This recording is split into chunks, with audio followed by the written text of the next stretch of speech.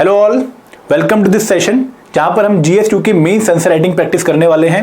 दोस्तों, मैं आशा करता हूं कि आप लोग हमारे इन लेक्चर्स को काफ़ी एंजॉय कर रहे होंगे, क्योंकि हम पूरी कोशिश कर रहे हैं कि आपको आंसर राइटिंग की अच्छे तरीके से प्रैक्टिस करवा पाएं।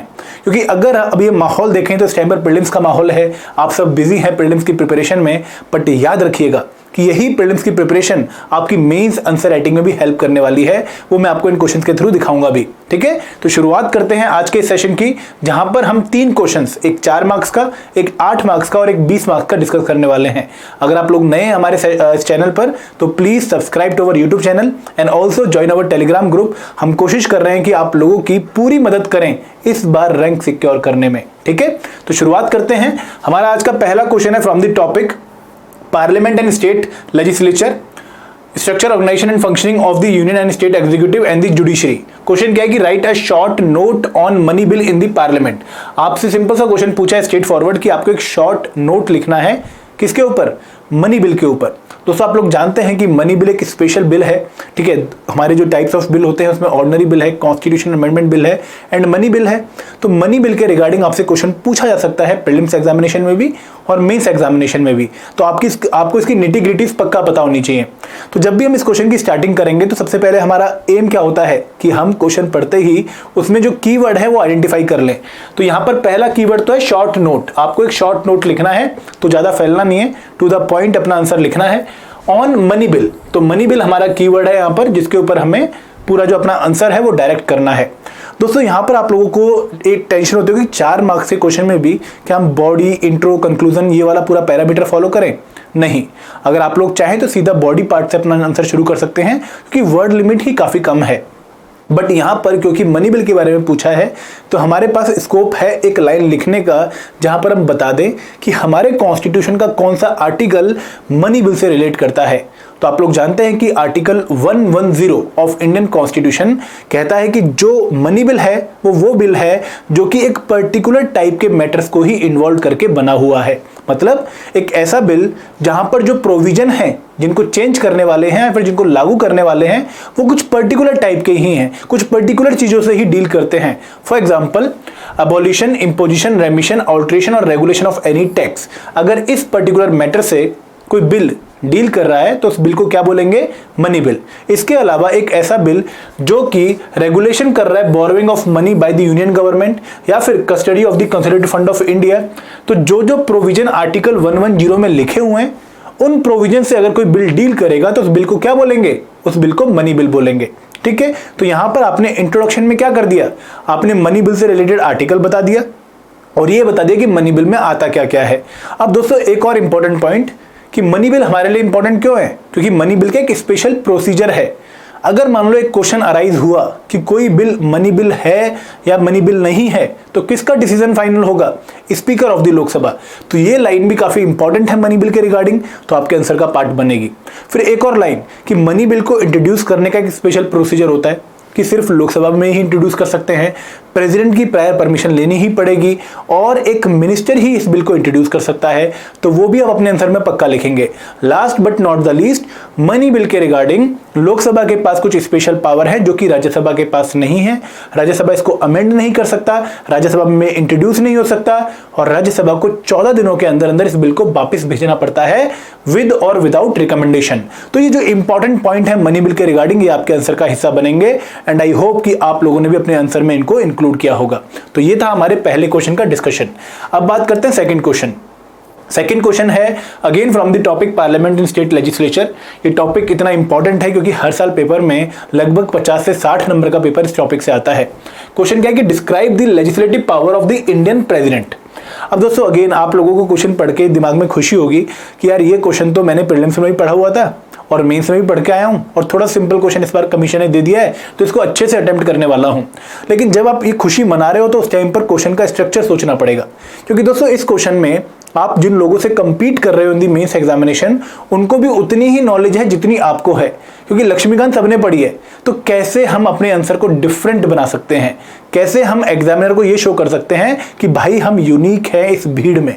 तो दोस्तों यहाँ पर अगेन जब आप प्रेसिडेंट की लेजिस्लेटिव पावर्स को एक्सप्लेन कर रहे हो तो आप अगर चाहो तो इसको जर्नल से स्पेसिफिक बनाने के लिए हर पावर के सामने वो आर्टिकल लिख सकते हो, अगर आपको याद है तो।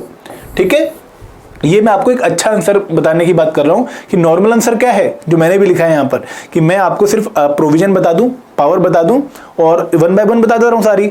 लेकिन अच्छा तरीका क्या रहेगा कि मैं आपको पावर बताऊं और उसके सामने जो रिलेटेड आर्टिकल है वो भी मेंशन कर दूं। लेकिन इसके लिए हमें एक लेवल और मेहनत करनी पड़ेगी। तो यहां पर हम स्टार्टिंग कैसे करेंगे, तो देखो यहां पर 2 कीवर्ड है। पहली बात इंडियन प्रेसिडेंट। इंडियन प्रेसिडेंट क्या है, एक एग्जीक्यूटिव, और दूसरा कीवर्ड क्या है, लेजिस्लेटिव फंक्शन। तो एक डिफरेंट टाइप ऑफ फंक्शन एक एग्जीक्यूटिव के, जो कि यूनिक है पार्लियामेंट्री फॉर्म ऑफ गवर्नमेंट में। तो कहीं ना कहीं आपको स्टार्टिंग में इंडिया की जो यूनिक फॉर्म ऑफ गवर्नमेंट है, जो कि पार्लियामेंट्री फॉर्म ऑफ गवर्नमेंट है, वो आपको मेंशन करनी पड़ेगी। क्योंकि एक पार्लियामेंट्री फॉर्म ऑफ गवर्नमेंट में ही एक एग्जीक्यूटिव का एक लेजिस्लेटिव फंक्शन होता है। समझ रहे हो आप? तो यहां पर आपने बताना है कि जो इंडिया एक पार्लियामेंट्री फॉर्म ऑफ गवर्नमेंट के साथ है, यहां पर 2 हाउस ऑफ पार्लियामेंट हैं और एक प्रेसिडेंट भी है। प्रेसिडेंट भले ही एक एग्जीक्यूटिव है, लेकिन उसके पास कुछ लेजिस्लेटिव पावर होती हैं, जैसे कि फिर 1 2 3 4 आप मेंशन करना शुरू करेंगे। तो पहली इंपॉर्टेंट लेजिस्लेटिव पावर आप सब जानते हैं कि जो हाउस है उसको समन करना, उसे किसी पर्टिकुलर सेशन को प्रोरोग करना, ये सारा काम किसका है, प्रेसिडेंट ऑफ इंडिया का। और जब भी हाउस पहली बार मिलता है या फिर हाउस में अगर कहते हैं कि 5 साल के बाद जनरल इलेक्शन होता है, उसके बाद हाउस की मीटिंग हो, तब भी प्रेसिडेंट साहब उसमें भाषण दे सकते हैं। इसके अलावा राज्यसभा के 12 मेंबर्स को प्रेसिडेंट साहब नॉमिनेट करते हैं। अब दोस्तों यहाँ पर एक और पॉइंट, आप लोग ये लिख दोगे कि 2 एंग्लो इंडियंस को भी वो नॉमिनेट करते हैं, लेकिन आपको याद रखना है कि 2019 से वो नॉमिनेशन खत्म हो चुकी है, तो अब वो प्रेसिडेंट साहब का फंक्शन नहीं है, तो आपके आंसर में वो नहीं आना चाहिए। इसके साथ साथ इलेक्शन कमीशन ऑफ इंडिया के साथ डिस्कशन करके प्रेसिडेंट साहब डिस्क्वालिफिकेशन के रिगार्डिंग भी क्या लेते हैं, डिसीजन लेते हैं। और एक सबसे इंपॉर्टेंट फंक्शन, जो सबसे इंपॉर्टेंट लेजिस्लेटिव पावर, कि जब पार्लियामेंट के हाउस सेशन में नहीं है तो प्रेसिडेंट साहब आर्टिकल 123 यूज करके ऑर्डिनेंस प्रमलगेट कर सकते हैं। एक और बात कि जब तक प्रेसिडेंट साहब की एसेंट ना मिल जाए किसी बिल पर, जब तक बिल एक्ट नहीं बनता, तो वो भी इंपॉर्टेंट लेजिस्लेटिव पावर है जो आपको मेंशन करनी है।